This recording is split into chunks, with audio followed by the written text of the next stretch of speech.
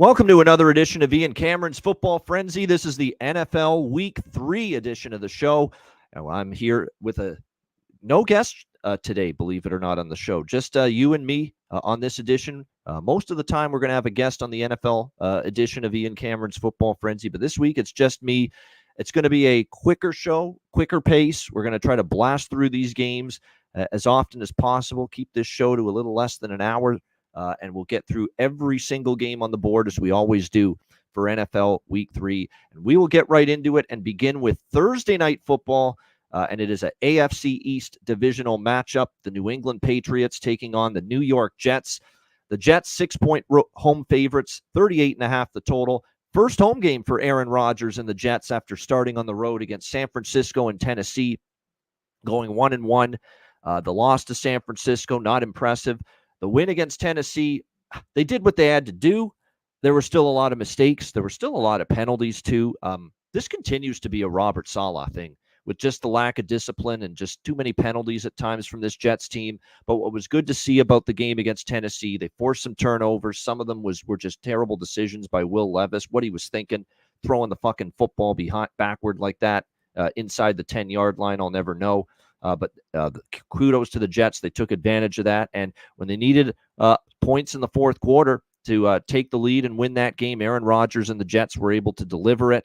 The problem for the Jets is they are a very much banged-up football team on the defensive side of the football. DJ Reed missed the last game with the knee injury. He's been questionable all week. Zaire Barnes on IR. Jermaine Johnson with the torn Achilles, putting an end to his season.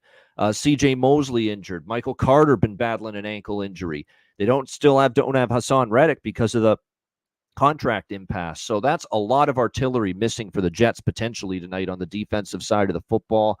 A Jets team that, we remember San Francisco running the football well against them. We'll see how they fare tonight against New England. They'll go to the ground quite a bit with Ramondre Stevenson in this game. Look, the Patriots have I don't want to say overachieved, but they've definitely exceeded expectations the first two games of the season with the win against Cincinnati on the road and then taking Seattle to overtime. Jacoby Brissett hasn't made as many mistakes in the first two games of the regular season, and they've relied on running the football. The defense has been excellent against the run.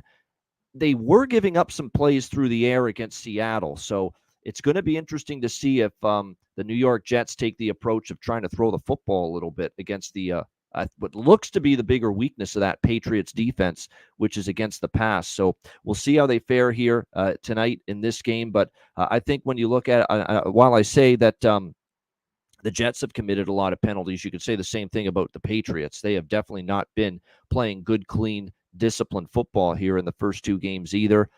There's just a lack of weapons on New England. As far as scoring points, that's going to be their big issue, settling for field goals a lot. I do lean under. It's 38.5. I do worry about the Jet defensive injuries, though, and maybe the Jets throwing the ball a little bit more tonight because of the fact they know New England's very good against the run. So I'm not really bullish on the under, but I do lean that way. And look, a lot has been made about the fact that underdogs of 6 or more this season in the NFL are 8-0 against the spread. And I don't know if I'm ready to lay this many with 6. I do have a small piece of New England here. Just small, though. What does concern me is we are talking about rookie head coach, Thursday Night Football for the first time on the road, too, on a short week. Those are usually not good situational bets, and that's the concern I have with New England here. But I have greater concerns about the Jets laying a number like this with the offense still a work in progress, with the defense banged up and missing key pieces, and New England's ability to compete in both games. They win the first game outright as dogs. They lose by 3 in overtime against Seattle. They have not exactly been blown out here in these first two games, and it may not be easy for the Jets to obtain a margin in this game. So I have small bets here, Patriots in the under. The props are what I like more. I like any and all Ramondre Stevenson props. I think he's going to be used heavily. He's already been used quite heavily this season in this New England offense. His usage has gone up under Gerard Mayo, first two games of the season. Rush attempts, rushing yards, receptions, receiving yards. I think he's going to be a pass catcher out of the backfield, over rushing and receiving yards. Anything Ramondre Stevenson makes sense. I think Hunter Henry, receptions and receiving yards, that safety valve. Look, he's rarely going to push the ball down the field, Jacoby Brissett. So that's where Hunter Henry, the tight end, becomes valuable in the passing game. I think both field goal kickers, Greg Zuerlein for the Jets, Joey Sly for the Patriots, over their 1.5 made field goals. I could see both teams stalling in opposition territory tonight in this game. Under the radar prop is Aaron Rodgers under rushing yards. He's just not off that Achilles injury. He's just not able to be that mobile, that fleet of foot. And he's gone under his rushing yards prop in the first 2 games. So I don't think he'll be running the football a ton here either. Breece Hall over receptions and receiving yards. And I do think the Jets might try to throw it a little bit more here, knowing that that is a little bit of the weaker area of the Patriot defense. They've been very good against the run, but we did see Geno Smith have success in the passing game last week against this Patriots defense. So maybe look to Garrett Wilson props, Mike Williams. I think Mike Williams is actually a little undervalued tonight. Maybe look toward his props as well. Maybe a small shot, too, from a touchdown prop perspective if you're looking for value. Now, this may not be a lot of touchdowns tonight, but I think Hunter Henry at plus 550 for New England, Allen Lazard for the Jets at plus 370, or even Mike Williams, who I just mentioned, at plus 450 for the Jets. Some nice value there. All right, Sunday, LA Chargers, Pittsburgh Steelers. We've got the Steelers 1.5-point home favorites, 36 the total. The total's taken a huge pounding downward. I agree with it, 38.5 down to 36. This is a new Chargers offense, methodical, slow, run the football, run heavy, run first offense under Jim Harbaugh. That's what he wants. You're going to see a lot of J.K. Dobbins. You're going to see a lot of Gus Edwards. That's the way it's going to be now for the Chargers, and just enough of the passing game with Justin Herbert for this LA Chargers team. I think when you look at the way it's, and so far so good, you have played the Raiders at home and you played Carolina, the worst team in the NFL. So while I'm impressed with the Chargers 2-0 start, they'll be tough here. Pittsburgh on the road. This mighty Steelers defense, which has carried them to victories in the first 2 games against Atlanta and Denver. They didn't exactly light it up in either game. The offense is still a work in progress. Justin Fields, though, has played for the most part clean, mistake-free football. Just do enough, kick some field goals, and just put yourself in a spot where a defensive, low-scoring field position type of game, it gives you a chance to win, and Pittsburgh's been able to do that. I don't have a strong take here. These are 2 teams that I kind of want to bet on. I'm impressed with Pittsburgh's defense at home. They've been a pretty good home team over the years, especially in this pick'em range or underdog. We'll see how the Chargers fare, but I really like what I'm seeing from Jim Harbaugh and the Chargers. And as you guys know, one of my favorite win totals coming into the season was the Chargers over 8.5 wins, saying, you know what, Jim Harbaugh will make this team better by default year 1. They'll have a better offensive approach. They have a schedule that's fairly manageable, and we're seeing it already with the Chargers off to the 2-0 start. So there's really no need for me to bet the Chargers. I'm already on the win total for a sizable bet. And this one, I feel I just want to sip. If you got the under early, I agree with that. Don't have a strong feel here for the side in this game. But if you ask me, I would lean Chargers. I still think the Chargers just a little bit more talented team than the Steelers overall, but that Steelers defense is really good, and this will be the toughest defense the Chargers have faced, and they're doing so on the road in a loud environment. So I'm passing on the side, lean under. Bears and Colts. We've got Indy 1.5-point home favorites, 43.5 the total in this game. Chicago's got offensive line issues, and we saw it again against Houston. They're not protecting for Caleb Williams, their rookie quarterback, all that much. You definitely have to be concerned about that. He's been sacked 9 times in the first 2 games. They're not running the football with DeAndre Swift. That's a concern. I like the skill position and the receivers when they're all healthy, especially DJ Moore, Rome Odunze, and Keenan Allen. But Keenan Allen was a absence last week on Sunday night against the Houston Texans. We'll see if he's able to return and get back on the football field here for the Bears. Looks like the latest report here for Keenan Allen is questionable. Rome Odunze questionable. So you might have to see DeAndre Carter step up and support DJ Moore, the number 1 receiver. Will they try to run the football more, take some pressure off the pass protection? We'll see about that. The good news is the Colts are a team that probably will be able to allow you to run the football with success. This has to be a DeAndre Swift prop game for me. And you got to think, if this lousy Bears offensive line, and it has been lousy, Bears fans will tell you the same thing. Bears offensive line has not been good. But this Colts defense against the run was just totally gashed last week by Josh Jacobs and the Green Bay Packers in a spot where the Colts probably loaded up the box and dared Malik Willis to beat them. They knew Green Bay was going to run the football a lot, and they still couldn't stop it. So that's a real red flag for me with the Indianapolis Colts, that the run defense was so bad against Josh Jacobs last week in the loss to Green Bay when they knew the fucking run was coming, given the situation there. So, that's definitely something that would concern me about that game. So, when you look at this matchup here now, very, very concerning, I think, right now with what we're going to see here from this team. The fact that they got absolutely gashed by 151 rushing yards last week for Jacobs against the Colts. Not what you want to see. I think this is a week where finally the Bears offensive line can run the football a little bit, have a little more success, and it'll start to open things up down the field for Caleb Williams. I think we're buying low here on the Bears offense. I think we are after the first 2 weeks. Let's keep in mind they played Tennessee. Tennessee's a pretty stingy defense, and I know they struggled in that game at home, but that's not a bad defense the Titans have. Last week against Houston, Houston's got an improving defense. DeMeco Ryans is a great defensive-minded head coach. So to see Chicago struggle on offense, but now you're going up against a Colts defense, it's not overly impressive to me. I think it's a time for the Bears to show a little something better, more positive, more efficiency on offense here.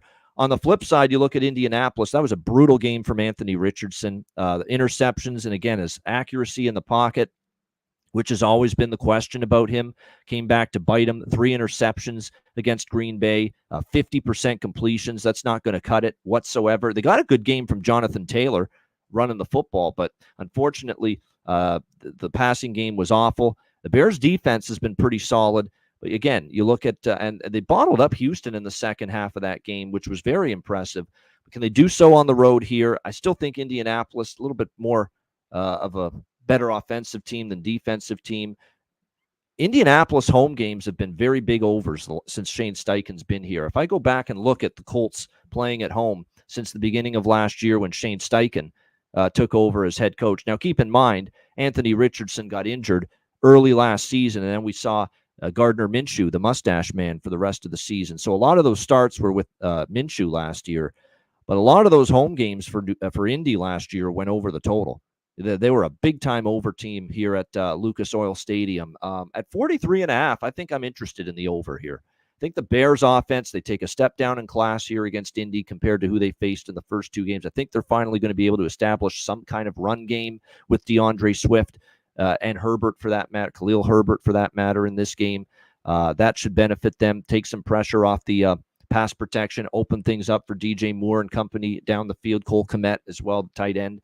And I think Indy can move the football a little bit here at home. Indy's offense has always been better at home than it's been on the road. That's been a pretty big consistent. You look at Indy's last several home games, 27 against Houston in week 1. You go back to last year at home, they scored 23 against a good Raiders defense, 30 against Pittsburgh, 27 against Tampa Bay. I mean, they've just been putting up points consistently at home, Indy, regardless of who the opponent is. So 43.5, I like the over here in this game. I don't have a strong feel from a side perspective. Keep in mind, I do want to point out one thing. The Colts rather, are 0-2. And 0-2 teams, that's straight up, 0-2 teams in the NFL going into week 3 are usually good bets in week 3. The numbers for NFL teams, 0-2 NFL teams against the spread in week 3 is very good. I don't have the exact numbers, but I remember seeing it posted a few days ago. I found it that we're talking about 0-2 NFL teams, being close. Actually, if you eliminate 0-2 teams facing each other in week 3, 0-2 teams in week 3 are over 60% against the spread. 60% winners against the spread for the last, I would say, 10 to 15 years. So it has been very strong, backing teams that are winless. And it does make sense conceptually. Desperate teams, they don't want to go to 0-3. The chances of making the playoffs get that much slimmer if you fall to 0-3. So all of that rationale makes sense. Why betting on 0-2 teams in week 3 makes sense. And the numbers bear it out. Again, eliminate the 0-2 teams playing each other.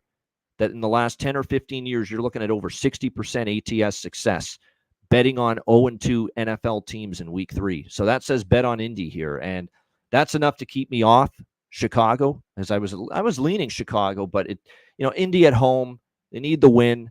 The Bears are on the road for a second straight week. I could see the Colts winning this one. It's very much to me a coin flip side, so I'm staying off it. As far as the side goes, I'm probably just going to stick to the total and go over. All right, Houston, Minnesota. Houston, 2-point road favorites, 46 the total in this game. This is another game where the over kind of appeals to me a little bit. Houston defense might be pretty good, though. I mean, they had a pretty good performance against Chicago last week. Although on the road, we saw this in Houston defense struggle with the Colts. Colts moved the football against that Texans defense. So now they're on the road again. And one thing we've seen out of Minnesota, and you got to give Kevin O'Connell a good amount of credit for this. What he's doing with Sam Darnold's impressive. Like, Sam Darnold is playing with confidence.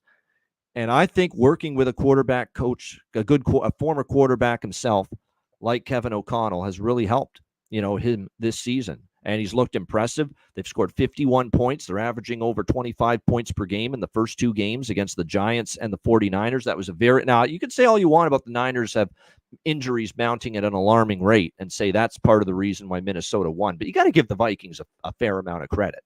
Sam Darnold played well. The guts to throw a 99-yard pass at your own 1-yard line, and Sam Darnold absolutely drilled it in there to Justin Jefferson for that big touchdown that really, to me, swung the game. 97 yards it was. That swung the game to Minnesota. They went up 10-0 at that point. Really, they didn't look back from that point, and they end up beating the San Francisco 49ers 23-17. I understand the interest taking Minnesota at 4.5. They're a hot team right now. They've been undervalued, clearly. They're getting good quarterback play from Sam Darnold so far. No denying that whatsoever so far this season. He's played well.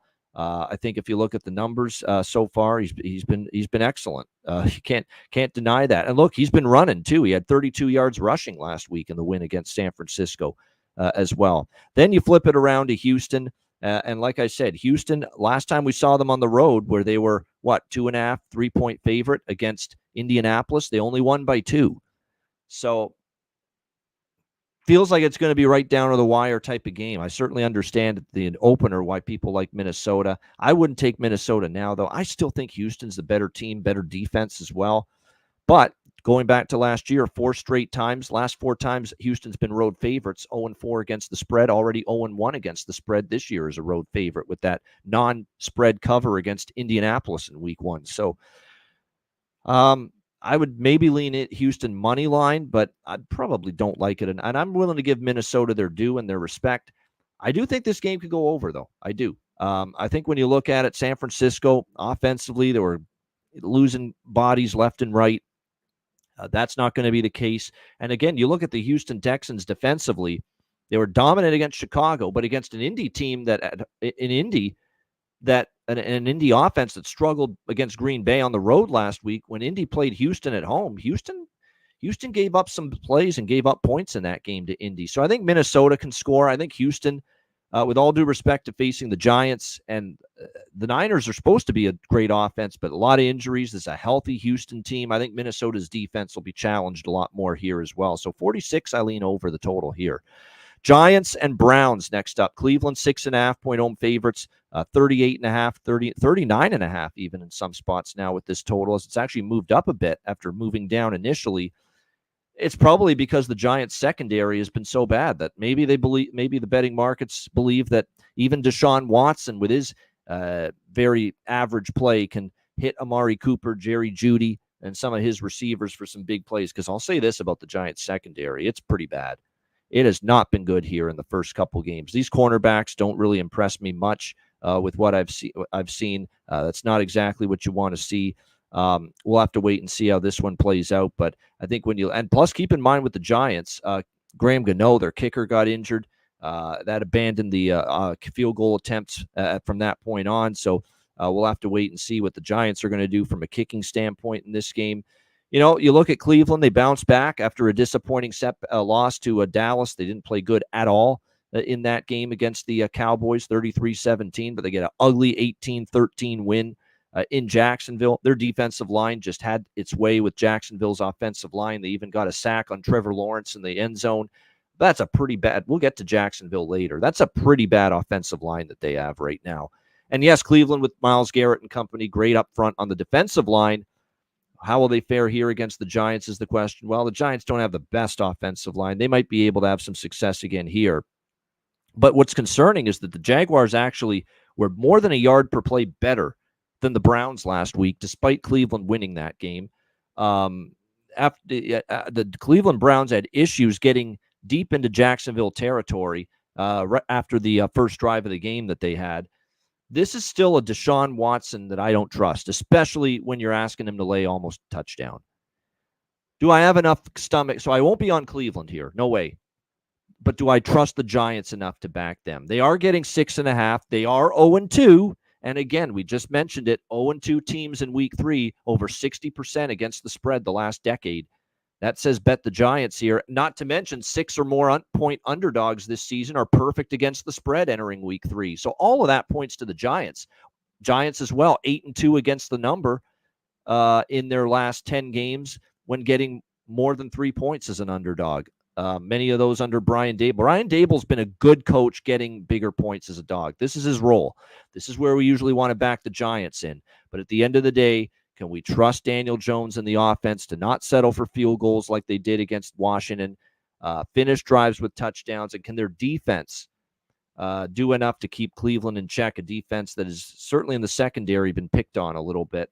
I still might, certainly if it flashes to a 7, I'm going to be probably inclined to look at the Giants in some form. It's not with great confidence, but it's more so I don't really trust Cleveland laying almost a touchdown here, considering the fact that this offense with Deshaun Watson just isn't doing it for me right now with what I have seen. Yeah, 8-2-1 against the spread as an underdog of more than a field goal for the Giants. So this has been their role, and I'm leaning G-men here, a desperate G-men team who need to show something, because if they fall to 0-3, it could be season over already for them. All right, Philadelphia Eagles, New Orleans Saints. We've got the Saints 2.5-point home favorites, 49.5 the total here in this game. To me, money's poured in on the Saints. Let's start there. This opened Philadelphia 3.5-point road favorites. It's now almost New Orleans as a full field goal home favorite at the Superdome in this game. Betting market's not liking the way the Eagles played against Atlanta, and probably not all that impressed with the escape that they had against Green Bay down in Brazil in week 1 either. You look at Jalen Hurts, he's still making critical mistakes, bad turnovers. You look at the last game, they let inexplicable to not throw more of a pass rush and pressure at Kirk Cousins and just let him and the Falcons offense drive right down the field to win the game on Monday night. Just not enough pressure from the Eagles defense in that situation. And now you look at this matchup against the Saints, who might be the best offense through 2 weeks in the NFL. Now, there'll probably be some regression at some point. I don't deny that. But right now, let's give this New Orleans Saints team credit. In fact, you include the finale last year against the Atlanta Falcons in the regular season last year. They've now scored 48, 47, and 44 in their last 3 games. But the story of the Saints offense, you can say all you want. Okay, Derek Carr, he is playing better. They're running the football with Alvin Kamara. Rashid Shaheed and Chris Olave have been huge big play weapons in the passing game for the Saints, and they're changing formations. They're doing a lot of different, unique, cool, innovative stuff on offense with the play calling and the scheming. And I think you got to really hand it to Clint Kubiak. I think he's made the difference. 2 games as offensive coordinator, and we're just showing so much and seeing so much creativity now with the Saints offense. It's been very impressive. Philly on a short week, a Philly defense that, is good, but I think a little bit overrated, especially in the secondary, where suddenly this Saints team is having success with big plays. Saints should be able to put up points. Now, will they get 40s again? I'm not sure, but I'm not asking them to get 40s for this over in this game. And I got on this over at 47 late Sunday night after seeing the Saints just roll up the 44 against Dallas, saying, well, maybe this offense is not a flash in the pan. It wasn't just that, they played probably the worst team by far in the NFL, Carolina. No, that offense might actually be a lot better this year. And the play calling of Clint Kubiak has a lot to do with it. So I jumped on an over 47 Sunday night in this game for Eagles Saints. And now it's up to 49.5, 2.5-point move. I agree, though. I think there's going to be a lot of points here. And for as much as New Orleans defense against Dallas and Carolina played well, the Eagles will test them a lot more. Even with the Eagles having some issues, as far as defensively. Um, as far as the Eagles having issues offensively at times this year, that offense I think is going to be able to move the football and have some fun, put up points in that game on Sunday night. So definitely looking forward, or Sunday afternoon, I should say. Definitely looking forward to that. And like I said, I'm definitely looking for points there with the Eagles and the Saints on Sunday. I'd be careful with taking New Orleans now, though. Part of me thinks this team's not going to keep this up as far as winning indefinitely, but Philly on a short week, I don't think I'd bet them, but boy, if it gets to a firm 3 or even 3.5 toward Philly, I'd be tempted to take the other side of that. But I'm probably just going to stick to the over in that game. Denver, Tampa Bay, Buccaneers, 6.5-point home favorites, 41 the total.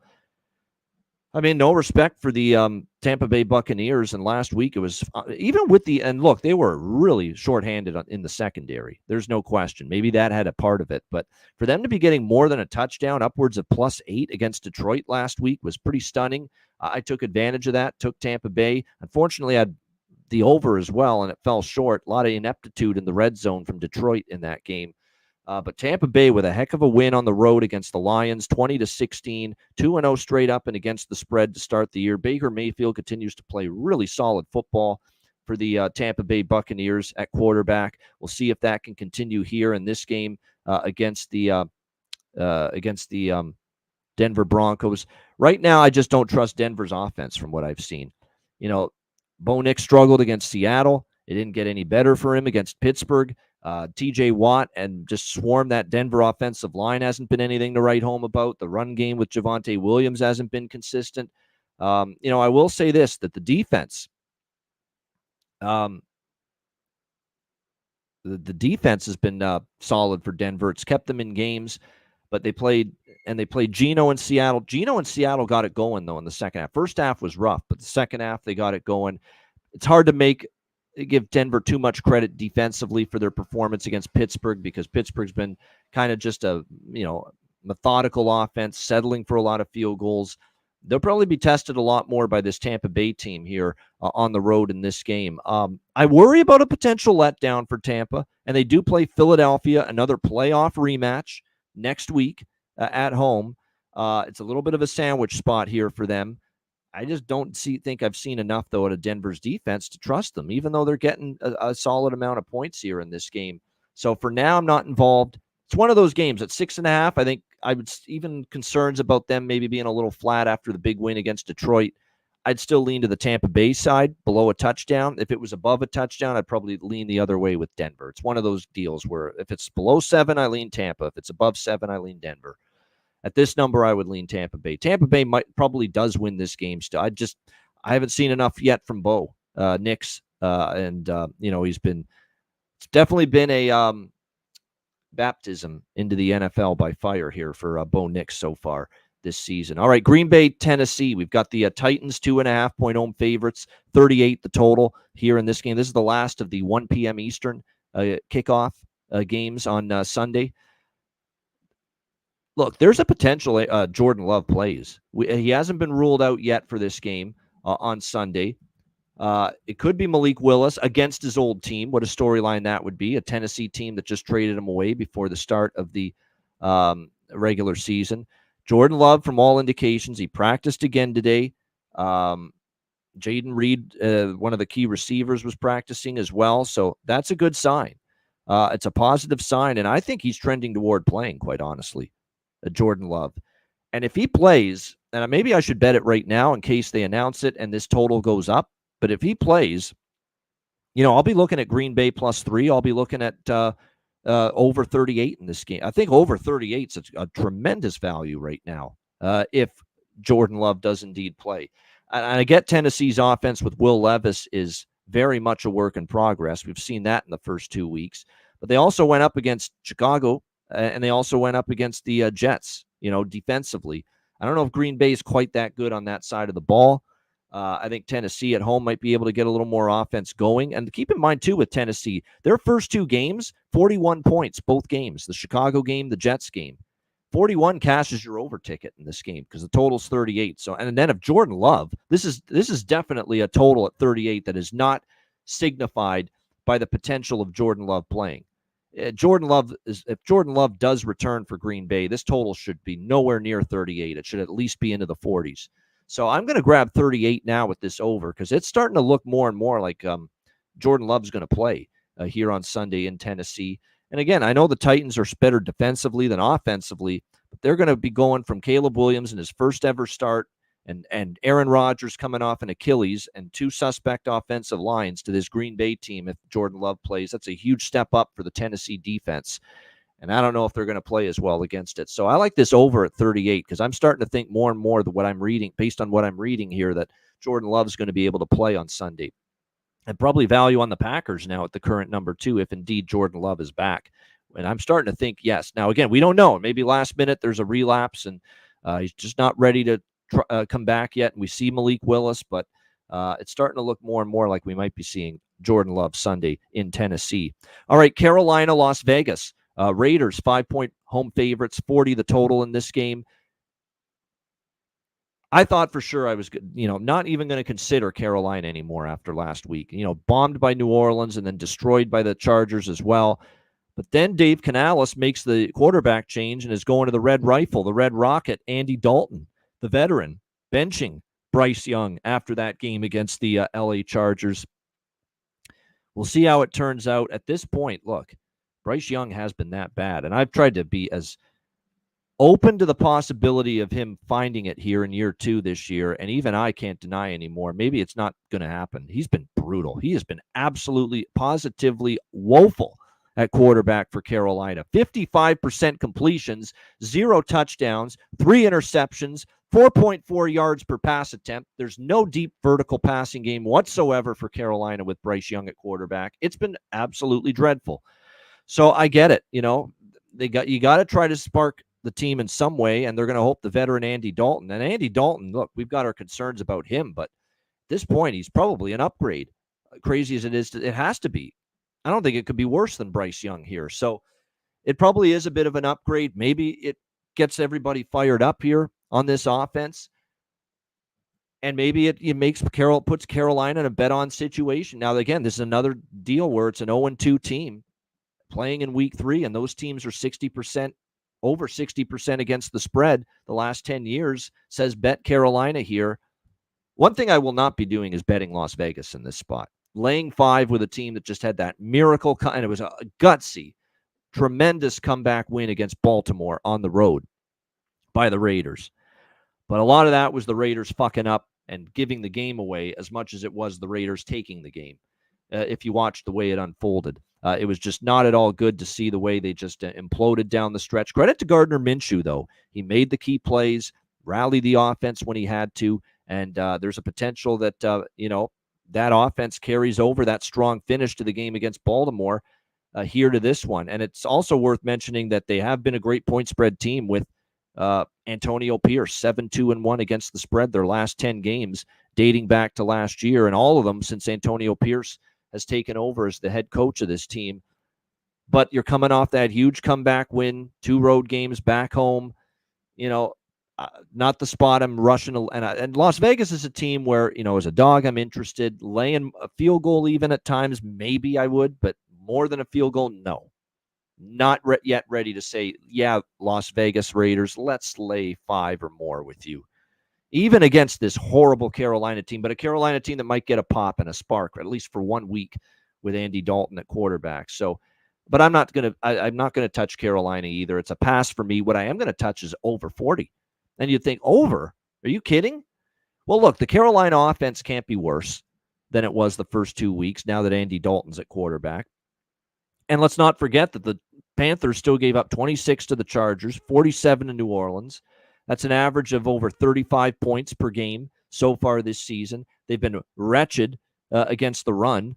And the Raiders, they're probably going to feature a lot of Zamir White here in this game. And I think Zamir White props make a lot of sense because I think the Raiders are really going to look to run the football a lot. Carolina's not been able to stop it, and that'll open things up for Minshew to Devontae Adams and those Raiders receivers. And then on the flip side, look, the Las Vegas defense is very formidable. There's no doubt. And this Carolina offense has been bad. But like I said, I'm going to bank on them getting some kind of spark, some kind of uptick in offensive production this week with Andy Dalton being under center. And we're talking about a total of 40. That's it to get this game up and over the total. So over 40, a little contrarian here with the total in this one. And it's just basically, look, Dalton gives the offense a spark, but Las Vegas moves the football pretty effectively throughout the game against a very miserable Carolina defense. You are talking about a bottom 2, bottom 3 defense in the NFL, in my opinion, with the Carolina Panthers. In fact, they might be the worst. All right, Miami and Seattle. We've got Seattle 4.5-point home favorites, 41.5 the total in this game. Skylar Thompson expected to be at quarterback here on Sunday for the Miami Dolphins, of course, with the Tua Tagovailoa out of the picture, at least for now. They did sign Tyler Huntley, former Baltimore Raven quarterback, played his college ball at Utah to back him up. But it looks like Skylar Thompson will get the first look. I did not like what I saw from Skylar Thompson when he entered the game against Buffalo last Thursday night. But he has started a bunch of games. He's going to have, practice time to get himself ready for this spot. That's about the only thing I can say in a positive way about Miami's offense right now. We'll see how they fare here against the schemes of Mike Macdonald and the Seattle Seahawks team, which is obviously off to a rock-solid 2-0 start to the season, which is definitely what you like to see. We'll see if they can carry that over here into this game. I think when you look at it, too, with the Seattle Seahawks as well, Geno Smith played well against New England last week. I was very impressed. He actually picked on that New England secondary a decent amount. So we'll see if he can keep that rolling here. I think people forget, too, that still have, when healthy, DJ Metcalf and Tyler Lockett, there are concerns about some of the skill position talent here. Tyler Lockett's been limited at practice. DK Metcalf has missed practice a couple times this week. Kenneth Walker, he did not play last week against New England, and he is still very much questionable, not practicing with that oblique injury. And then Noah Fant at the tight end spot. So there are cluster injuries with the skill position group for Seattle, and that would be concerning that they're shorthanded there going into this game.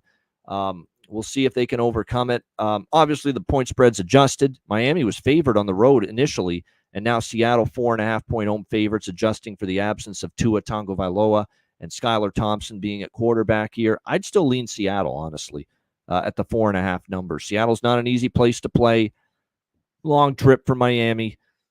Loud environment for Skylar Thompson to have to deal with, and I just didn't see a lot that gave me hope for Miami's offense last week. So at 4.5, I lean Seattle. Don't know if I'll bet it, but I don't want Miami yet until I see something from Skylar Thompson that proves to me that he's ready to step up and play well in this thrust into the starting role, at least for now. All right, Detroit, Arizona. The Lions, 3-point road favorites, 51.5 the total. I think we're getting a discount on Detroit now. People are in love with Arizona. And look, they gave Buffalo a tough game in week 1. They covered the number, although that was thanks to a kick return touchdown. They beat the living hell out of the Rams, who were just absolutely decimated in that game on the offensive line. Cooper Kupp and Puka Nacua injured for them as well. And the Arizona Cardinals handed it to the Rams. Well, now you're facing a Detroit team that is much healthier, much better, and coming off a frustrating loss at home against Tampa Bay. Detroit will have their focus. I like what Dan Campbell did. He took the bullet and took the responsibility for the loss against Tampa Bay. I think you get a focused Detroit team. They're still the better of these two teams. We're getting a little carried away with moving this number to where it is. Even though I do think Arizona's improved, obviously you have to like what Kyler Murray is doing, that Marvin Harrison Jr. bounced back from a rough first game against Buffalo, and he absolutely terrorized that Rams secondary in the second game. Marvin Harrison Jr. showing why he is the bona fide number 1 receiver moving forward for this Cardinals offense. He was dominant. And then you have Trey McBride, a good tight end. James Conner's been good running the football. That O-line's been pretty solid for Arizona. I still don't trust their defense fully. They struggled with Buffalo in week 1. I know they shut down the Rams, but that's a Rams team with just a depleted, just completely decimated offensive line. Top 2 receivers out. You have to factor that into why Arizona looked so good on defense last week. Now they're going to be facing a Detroit team that Jared Goff looking for a bounce back. That was not vintage Jared Goff. That was not his A game against Tampa Bay. I think he'll look to be better. I think there's a good chance he'll play better. Gibbs and Montgomery to deal with in the backfield. Amon-Ra St. Brown, Jameson Williams at receiver. I think this is a much taller order for this Arizona defense, which I don't think is still great. I think their offense could be really good, but I think their defense is still very much suspect for the Cardinals. So I like Detroit. I like the over here, 50, very high total. Not getting a bargain by any stretch at 51, but I continue to 51.5. But I do continue to think that the Arizona Cardinals are an over team, that they're going to struggle against this Lions team. I think it'll be a back and forth fun game. I like Detroit's defense and the improvement they've made, but they will be put to the test by Arizona as well. I think something like 35-28 for Detroit. I could see some kind of score like that in this game. I think Lions win and cover, and the game goes over the total in that one. Should be a good one. Looking forward to that one. All right, Baltimore and Dallas. How about the 0-2 Baltimore Ravens? Who saw that coming to start the year, especially when one of their games was a home game against Las Vegas, that Baltimore would start 0-2. But here they are, 1-point road favorites against Dallas, 48 the total. Dallas 1-1 after just a disastrous game against New Orleans, which followed a pretty impressive game for them on the road against Cleveland in their first game. So which Dallas Cowboys team shows up here? Bottom line is, I know I've got the better coach in John Harbaugh. You could debate about the quarterback. Lamar Jackson, I don't think has been the biggest reason for the losses in the first two games for Baltimore, but he does have to play better. He does have to make bigger plays in the clutch for this team. There's no doubt. And I think when you look at Dallas so far to begin the year, how can you not be worried for them in this matchup? Because the one thing the Dallas Cowboys have had issues with so far in these first two games, and it especially showed last week against the New Orleans Saints, is just absolutely, gouged they were throughout that football game. On the ground, the Saints had 190 rushing yards, 115 on the ground for Alvin Kamara. That's not what you want to see against a run-first Baltimore offense. This could be a nice little spot for the Ravens offense to get some good vibes going again. Derrick Henry running the ball, Justice Hill as well helping, and then Lamar Jackson's ability to run with the football. An RPO run-first offense is not exactly what Dallas is looking for after getting just absolutely chewed up on the ground last week by Alvin Kamara, the New Orleans Saints. So I think there's matchup advantages here for Baltimore. The Baltimore defense is still adjusting to life without Mike Macdonald, new defensive coordinator, some changes. Now, the Baltimore offensive line is also still a work in progress because, we know, Ronnie Stanley and Linderbaum, the center, are the only two new. The left tackle and the center are the only two returning starters from last year on the O-line. So it's still a work in progress. The one thing you can say about Dallas is they're supposed to have a pass rush. We didn't see it last week against New Orleans. But DeMarcus Lawrence, Micah Parsons, they're supposed to have a pass rush. But I think Baltimore, desperate times, we've got that 0-2 team angle in week 3, which is over 60% ATS the last decade. Baltimore, I think, gets off the schneid, gets back in the win column. I just trust them and John Harbaugh more than Mike McCarthy, and I think they find a way to win this one. I like Baltimore here on the road to get the job done, and I lean over here with this total, 48. I think the Ravens offense will put up some points. I think Dallas can chip in some points themselves, and let's not forget Dallas-Cleveland, that first game in week 1, which obviously it actually also went over the total as well, 33-17. Dallas is not a team that's been going under the total quite a bit. 4 straight overs dating back to the end of last year for the Dallas Cowboys. So I like over this total, and I definitely like Baltimore here to get the job done and get their first win of the season against the Dallas Cowboys. All right, next up, as we continue along, we've got the San Francisco 49ers and the LA Rams. 49ers, 6.5-point road favorites, 43 the total. We'll be here forever talking about all the injuries. Honestly, it is absolutely unbelievable how many injuries there are going into this game here between these two teams. But you look at it, it's just a mash unit with both of these teams right now. Puka Nacua, Cooper Kupp out for the LA Rams. Tons of injuries along the offensive line. That's a huge concern as well. Kyren Williams and Blake Corum couldn't run the football because of that O-line last week being so decimated against Arizona. That's a problem. But then you got San Francisco still without Christian McCaffrey. George Kittle's on the injured list now. You got, all kinds of concerns with their skill position group as well. Deebo Samuel downgraded to doubtful.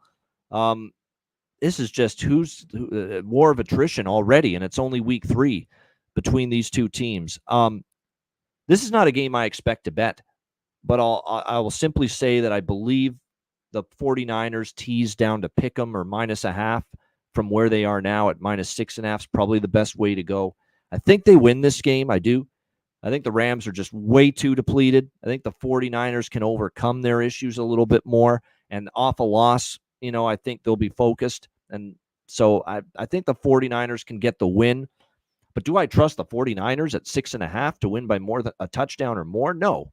I think it's with all the injuries, I'm not at this number. Am I comfortable taking the San Francisco 49ers? As far as the total goes, I think people were on to betting the under early, 48. You're talking about McVay versus Shanahan, two very bright offensive minds. I think there's some value with the over 43.5, but I can't say I'm in love with it. There's a lot of issues with the Rams offense. The offensive line is still beaten up. San Francisco might feast on that. And meanwhile, the San Francisco offense, with all the injuries mounting, looked out of sorts against Minnesota last week in the loss, held below 20 points. So I can't say I'm rushing to bet the over. I think the value is now on the over with the number being where it is at 43, but I can't say I'm rushing to bet it. All right, we've got the primetime games left for the week 1 card. Sunday Night Football, the weekend primetime games, that is. Kansas City, Atlanta, Sunday Night Football. We've got the Chiefs, 3.5-point road favorites. The total, 46.5 here in this game. It is a short week for Atlanta. Great comeback win against the Philadelphia Eagles, of course, on Monday night. Although we do have to say that some of that was definitely a complete and utter meltdown by the Eagles on defense in that final drive. But give Kirk Cousins credit. It was a 2-minute drill. They needed it. He went right down the field, put the ball in the end zone, and then Jalen Hurts' interception sealed the deal. Very obviously a boost of confidence for Kirk Cousins. No doubt. He's still having trouble moving around. So the key for Kansas City is Chris Jones in that front being able to get after Kirk Cousins in this game and make life more difficult for him. The big news for Kansas City is Isaiah Pacheco, broken leg against Cincinnati, even though they pulled out a win. Now, very, very fortunate to be 2-0, Kansas City. They could have lost to Baltimore. They hung on at the end. They could have lost to Cincinnati. They're staring 4th down, about to lose, and a pass interference penalty gives Kansas City the ball in Cincinnati territory, and the rest is history. Harrison Butker nails the game-winning field goal to give the Chiefs a 1-point win against the Bengals last week in a game they easily could have lost. So you give them credit for that, 26-25. 2 overs for the Chiefs. And I think now with Pacheco out, and we said this coming into the year too, Kansas City's going to start to push the ball down the field again in this game, and I think moving forward. So I think you're going to see Kansas City, and I think Kelce finally has a good game. I think it's a great spot to maybe, because he hasn't made any impact in the first 2 games for Kansas City. They've been running the ball with Pacheco. Worthy and Rashee Rice have been the main sources of offense for the Chiefs through the air. But now with Isaiah Pacheco injured, I don't know if they want to rely on Carson Steele, Samaje Perine right now. I wouldn't want to be focusing in on the run too much with those 2 guys as my lead backs. So I think this is a spot where Travis Kelce finally gets more involved. Patrick Mahomes starts to finally find him. So I think there's going to be good value this week in Travis Kelce props in this Sunday night matchup here against the Atlanta Falcons in this game. Now the numbers fall into 3 in a lot of spots now with I just don't feel comfortable going against the mighty Patrick Mahomes and the Chiefs only laying a field goal on the road. I like more so the total here, 46.5. Playing it up and over the total. Atlanta's offense got cooking a little bit second half. It took a while. Obviously you're going to have no problem with weather, this being at the Mercedes-Benz Stadium there in Atlanta, indoors. And look, this Kansas City defense did struggle a bit with Joe Burrow and the Bengals last week. I think Atlanta can move the ball again. Bijan Robinson was really good last week. And Drake London started to get going later in that game. Darnell Mooney had a really good game, too. Very impressed with what he delivered for the Falcons last week in the game against Philadelphia. I think it's an opportunity maybe for this game to go up and over the total. 46.5, I lean over. And I think initially if you took Atlanta, not bad. 3 or better, though, I'm just not going against Kansas City when they're only laying a field goal. I'd have to have a really good reason to do that. And let's be honest with Atlanta. They could have lost that game very easily last week against Philadelphia and be 0-2. And if they had lost that game, maybe you're not just getting 3.5 anymore with Kansas City. Maybe they're laying 5.5 in this game instead. So I'm not going to be involved in the side either way. But if I do bet the game over, and maybe some Kelsey props for me as well. All right, now we have 2 games this week on Monday Night Football, a doubleheader on Monday night, starting with Jacksonville, Buffalo. The Bills 5-point home favorites, 45.5 the total in this game. This is another one where it feels like it's a layup, right? Buffalo 2-0, beating Arizona and Miami. Extra time to prepare because they played Thursday night last week. Now Monday night. That's a benefit to the Bills, but it is a desperate 0-2 team. Jacksonville here in week 3. We know those teams are a good bet. Over 60% ATS the last decade plus. Says bet Jacksonville here. And we have seen on occasion from the Bills. I remember they played the last time they played Jacksonville. It was a game. Wasn't it in London last year in October? I'm pretty sure it was a London game overseas last year, where Buffalo was coming off a big win, and they played this very Jacksonville team and didn't play well. Didn't play well at all in that game. And I'd be a little concerned about that the Bills, play down a little bit, to the competition here after a big Thursday night win against a division rival. So that's definitely something to watch for here in this game. I'm just double checking right now. 25-20 Jacksonville last year. That game was in London, and it was a game where they were down like 25-13, and only a late Josh Allen touchdown made it close. I mean, 29-18 in first downs for Jacksonville. They put up almost 500 yards of offense in that game against the Bills. The problem is Jacksonville's offensive line is in shambles right now. They're not playing well. They're not blocking. They're not opening up holes for the run game. Trevor Lawrence is being traded like a human pinata back there, whoopee cushion by the opposing pass rush. They have not protected well for him at all. And as a result, he's not able to find Brian Thomas, Gabe Davis, the former Bill, Christian against his old team here, Christian Kirk. Hasn't been able to find his receivers because the pass protection's not been good enough. I actually think this is a sneaky under. Jacksonville is struggling on the offensive line. I don't know if they're going to be marching the football up and down the field on the road against this Bills team. Even though this Bills defense does have some injuries to it, I was impressed with how they all stepped up collectively against Miami. There's a lot of injuries on this Bills defense right now.